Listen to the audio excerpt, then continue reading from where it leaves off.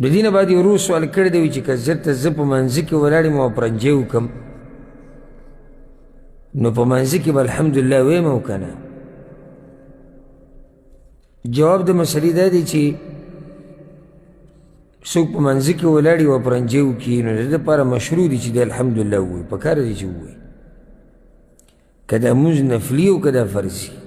او دا د جمهور العلماء دا قول دی او د صحابه کرامو او د اکثرو تابعینو، امام مالک، امام شافعي، امام احمد دی ټولو دا قول دی چې په مانځه کې پرنجې چې دی وکړو نو الحمدلله به ووایي. او دې نه به ډېر ملګري اول پېر خبرېږي، که نه تاسو ته خبر یې.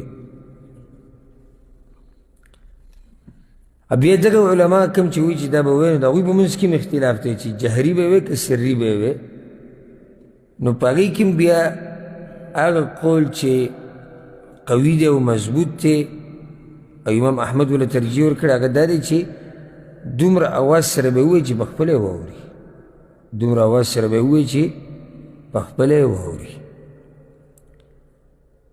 او په دې دلیل دی، لکه یو خو عام دلیل دی، لکه په صحیح بخاري کې حدیث دی د ابو هریره رضی الله عنه، پیغمبر صلی الله علیه وسلم په تاسو کې چې څوک کومه پرنجې وکړي نو څه دي وایي؟ الحمدلله دی. دا اوس عام حدیث دی، نو په دې کې دنه د منځه حالات هم راغلي، لکه چې پیغمبر صلی الله علیه وسلم عامه خبره کړې تاسو کې څوک کومه پرنجې وکړي الحمدلله وایي. ها دې باب کې ښه واضح روایت هغه دا دی، رفاعه ابن رافع رضی الله عنه روایت دی. هغه وایي زه پیغمبر صلی الله علیه وسلم په دې شاته ولاړ لمونځ مې کوو نو پرنجې مې وکړو په مانځه کې، نو په مانځه کې به ووایي الحمدلله حمدا کثیرا طیبا مبارکا فیه مبارکا علیه کما یحب ربنا ویرضا. وایي دا مې په دې مانځه کې ووایي. پیغمبر صلی الله علیه وسلم چې مونځ ختم کړو وایي چې من المتکلم فی الصلاة، دا څوک دا خبرې چې وکړي هیچا جواب ورنه کړو. ده په خپل هم نه وي، په هغه باندې هم ویر راغلی و چې ما که څه غلط کار کړی. وی پیغمبر صلی الله علیه وسلم دویم پیر وی من المتکلم فی الصلاة، دا څوک؟ چا جواب ورنه کړو. دریم پیر چې وی ما ورته ویل انا یا رسول الله. وی راته ویل دا څه ووایي؟ وی ما چې ما دقه ووایي چې الحمدلله حمدا کثیرا طیبا مبارکا فیه مبارکا علیه کما یحب ربنا ویرضا. دغه مې ووایي.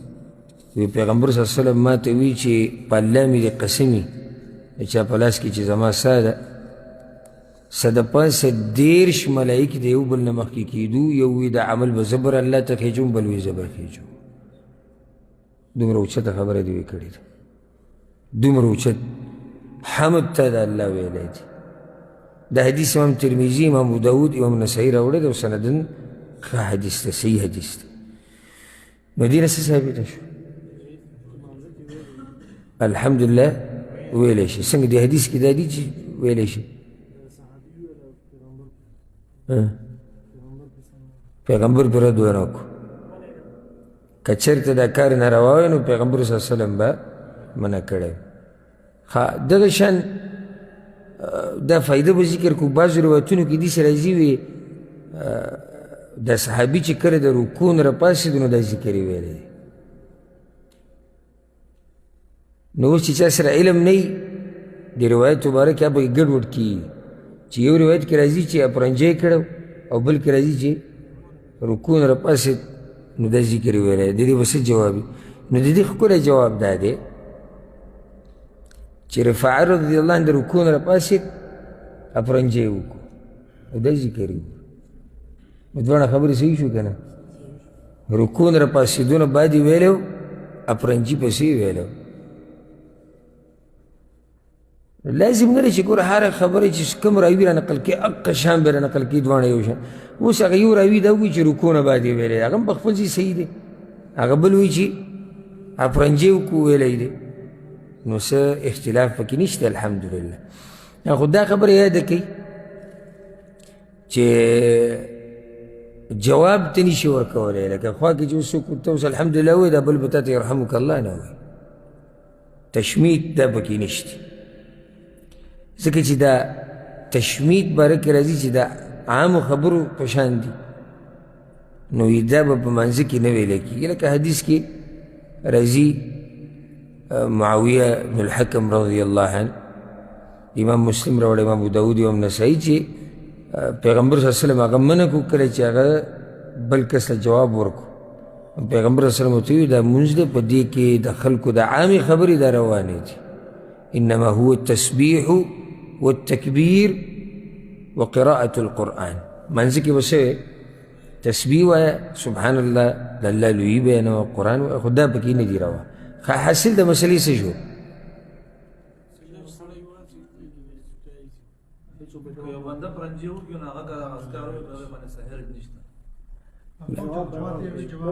جواب یې نه کوي حاصل د مسلې دا دی چې څوک مانځه کې پرنجې وکړي نو الحمدلله به وایي په دومره اوچت اواز سره چې دی واوري او چې څوک یې واوري هغه به جواب نه ورکوي تشمیت به نه کوي